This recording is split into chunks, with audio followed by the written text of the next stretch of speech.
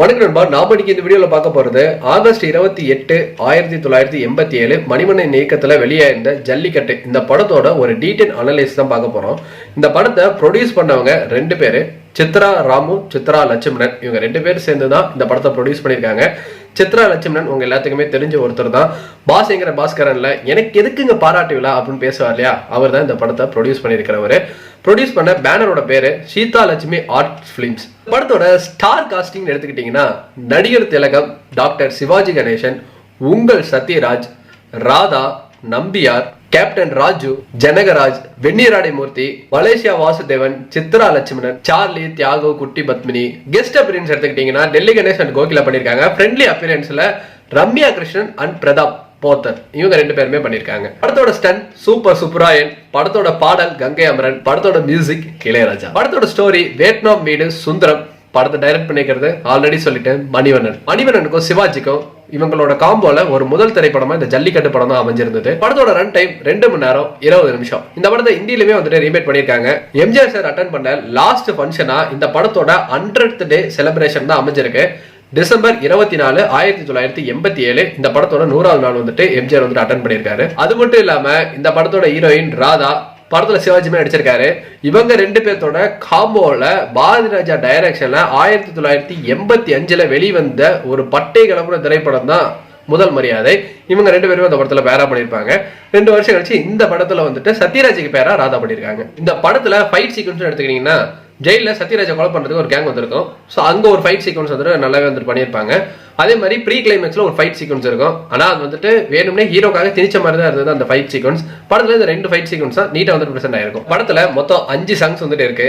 அதுல என்னோட ஒரு ஃபேவரட்டான 2 சாங் அப்படிங்கிறது எத்தனையோ கன்னி பெண்கள் நாட்டில் இருக்கு இந்த பாட்டும், ஏ ராஜா ஒன்றானம் இன்று இந்த பாட்டும் ரெண்டுமே வந்துட்டு என்னோட ஃபேவரட்டா இருக்கு. இந்த படத்தோட கதை எடுத்துக்கிட்டீங்கன்னா சத்யராஜா ஒரு ஃபேக்கான ஒரு கேஸ்ல உள்ள தள்ளிட்டாங்க ஒரு 3 பேர். இப்போ இந்த கேஸ் கோர்ட்டுக்கு வந்திருக்கு. சிவாஜி தான் வந்து ஜட்ஜா வந்திருக்காரு. இந்த கேஸ் எல்லாம் வந்துட்டு எல்லாமே முடிச்சதுக்கப்புறம் 10 ஆண்டு கடுங்காவல் தண்டனை சத்யராஜ் கொடுத்துட்டாங்க. இப்போ ஜட்ஜ் பொசிஷன்ல இருந்து சிவாஜி ரிட்டையர் ஆக நான் வந்து கைதிகளை பத்தி ஒரு தீசிஸ் எழுதிட்டு இருக்கேன். அதுல எனக்கு ஒரு கைதி வந்துட்டு தேவைப்படுது.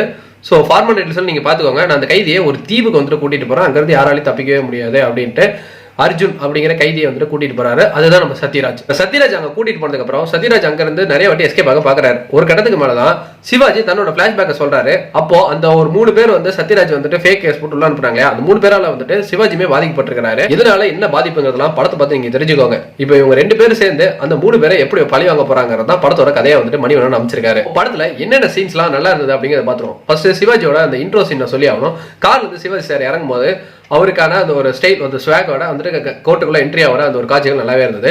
இந்த சைட் கட் பண்ணோம் அப்படின்னா மொட்டை கெட்டப்ல சத்யராஜா ஒரு வில்லனா, அதாவது 100வது நாள் வந்துட்டு மணிவண்ணன் தான் டைரக்ட் பண்ணிருப்பாரு, சத்யராஜ் தான் வில்லனா பண்ணிருப்பாரு. ஸோ அதே கெட்டப்ல அப்படியே அந்த மொட்டை கெட்டப்ல வந்துட்டு இறக்குவாங்க. அப்போ அந்த ஜெயில் வண்டியிலிருந்து கீழே இறங்கடா அப்படின்னு சொல்லும் போது அங்க இருக்கிற போலீஸ்காரங்களும் அடிச்சு துவம்சம் பண்ணிடுவாரு. அப்போ அங்க ஒரு போலீஸ்காரன் ஏன் மிஸ்டர் இப்படி பண்றேன்னு கேட்கும்போது நீங்க எவ்வளவு அழகா மிஸ்டர் இருக்கிறீங்க, அவன் இறங்கி வாடானா அதான் ஏறி மிதிச்சிட்டேன் அப்படிம்பாரு. கோர்ட் சீக்வன்ஸ்ல சிவாஜி வந்துட்டு உனக்கு மரண தண்டனை கூட கிடைக்கிறதுக்கு வாய்ப்பு இருக்கு அப்படின்னு சத்யராஜ் பார்த்து சொல்லும் போது மரண தண்டனை இல்லை சார், அது ஒரு சம்பவம், ஏன் இப்பவே நீங்க எங்க ரிலீஸ் பண்ணிட்டீங்க, போயிட்டு வண்டியில் ஆக்சிடென்ட் ஆயிடுச்சுன்னா அப்படின்னு வந்துட்டு கேட்பாரு. அப்படியே கட் பண்ணோம்னா அர்ஜுனோட பிளாஷ்பேக் ஓப்பன் ஆகும். சத்யராஜ் தான் சொல்ற, அவரோட கேரக்டர் பேர் அர்ஜுன். அந்த பிளாஷ்பேக்ல தான் டெல்லி கணேஷ் அவங்களோட வைஃப் இவங்க 2 பேரும் வந்துட்டு இறந்துருப்பாங்க. நான் சொன்ன அந்த 3 பேர் யாருன்னா M N Nambiar, captain Raju, Malaysia Vasudevan. இவங்க 3 பேர் தான் இந்த படத்துல வந்து வில்லன் ரோல் பிளே பண்ணிருக்காங்க. இவங்க 3 பேரால சத்யராஜோட அண்ணா இவங்க 2 பேருமே வந்துட்டு இறந்து போயிருக்காங்க.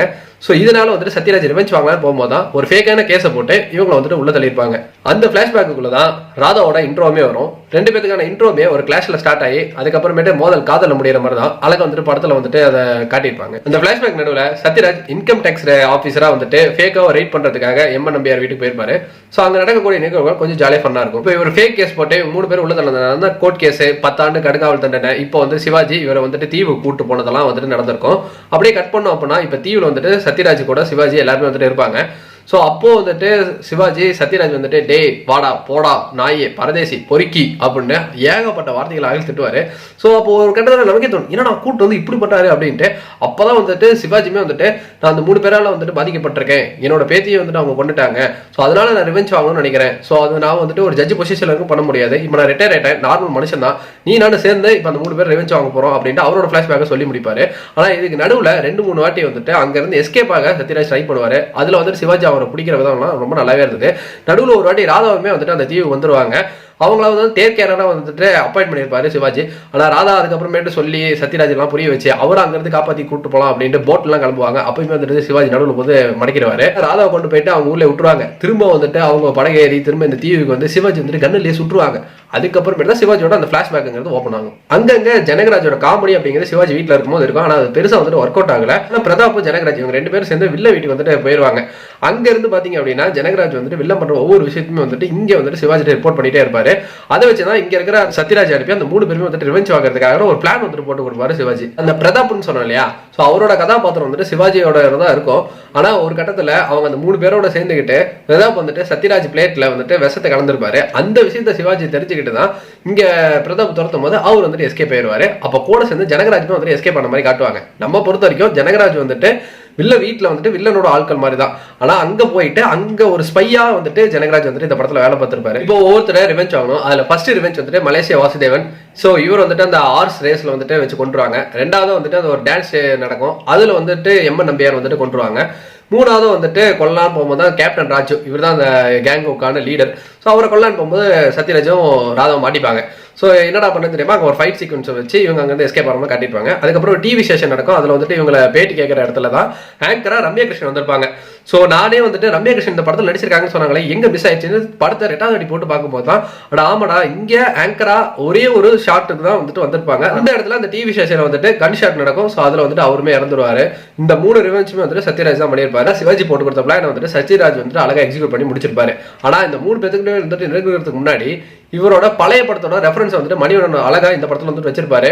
அதாவது MCU Manivannan cinematic universe. So இதை அழகா வந்துட்டு இந்த படத்துல பிரசன்ட் பண்ணியிருக்காரு மணிவண்ணன். நாமலாம் இப்பதான் வந்துட்டு ஒரு படம் வருதுன்னா ஆல்ரெடி அந்த ஹீரோ பழைய படத்துல வச்சிருந்தெல்லாம் வந்துட்டு ஒரு ஃபேன் பாய் மூமெண்டா இந்த படத்தை வந்துட்டு வைக்கிறோம். ஆனா மணிவண்ணன் வந்துட்டு 1987 அவர் இயக்குன அந்த ஜல்லிக்கட்டு திரைப்படத்திலேயே இவர் இயக்கத்துல வந்த திரைப்படமாகட்டும், சத்யராஜ் நடிப்புல வந்த திரைப்படமாகட்டும், இது எல்லாத்தையுமே ஒரு ரெஃபரன்ஸா இந்த படத்துல வந்துட்டு 4 இடத்துல வந்துட்டு வச்சிருக்காரு. 5 இடத்துல வச்சிருக்காருன்னு சொல்லலாம். அந்த மொட்டை கெட்டப் ஃபர்ஸ்ட் நான் சொன்னேன் இல்லையா, அது 100வது நாள் படத்துல சத்யராஜோட கெட்டப் தான். அந்த படத்தை டைரக்ட் பண்ணது மணிவண்ணன் தான். அந்த ஒரு கெட்டப் தான் சத்யராஜோட இன்ட்ரோ வந்துட்டு கொடுத்திருப்பாரு. சேம் அதே மாதிரி இருக்கும். அதுக்கு அடுத்தது இந்த 3 பேர் ரிவெஞ்ச் வாங்குறான்னு சொல்றோம் இல்லையா, அப்போ ஒவ்வொருத்தருமே வந்துட்டு ஃபர்ஸ்ட் நேம் வந்துட்டு சொல்லுவாரு. ஸோ அதுல ஃபர்ஸ்ட் மலேசியா வாசுதேவனோட உங்களோட பேர் என்ன சார்னு கேட்கும் போது என்னோட பேரு ஆஃப் ஆயில் ஆறுமுகம்னு சொல்லுவாரு. இது சத்யராஜ் நடிச்சு வெளியே வந்திருக்கிற விடிஞ்சா கல்யாணம் அந்த படத்துல சத்யராஜோட பேரு ஆஃப் ஆயில் ஆறுமுகம் தான். அந்த படத்தை டைரக்ட் பண்ணது மணிவண்ணன் தான். 2வது எம்என் நம்பியார் கொள்ளும் போது உன்னோட பேர் என்ன அப்படின்னு பார்த்தோம்னா சின்னப்ப தாசன் இருக்கும். இந்த படத்தை மட்டும் டைரக்ட் பண்ணிக்கிறது பாரதி ராஜா. ஆனா இந்த சத்யராஜோட அந்த கேரக்டர் நேம்ங்கிறது சின்னப்ப தாசா, கடலோர கவிதைகள் இந்த படம். ஸோ அதை இந்த இடத்துல வந்துட்டு பிரசன்ட் பண்ணியிருப்பாரு. 3வது வந்துட்டு கேப்டன் ராஜு மீட் பண்ணும்போது என் பேரு குங்குமம் போட்ட கவுண்டர் அப்படின்னு சொல்லுவாரு. நான் கூட குங்குமம் போட்ட கவுண்டர்னு சத்யராஜ் ஒரு படமே வந்து நடிச்சிருந்தாரு. ஆனா அந்த படத்துல சத்யராஜோட பேர் கந்தசாமி இருந்தது.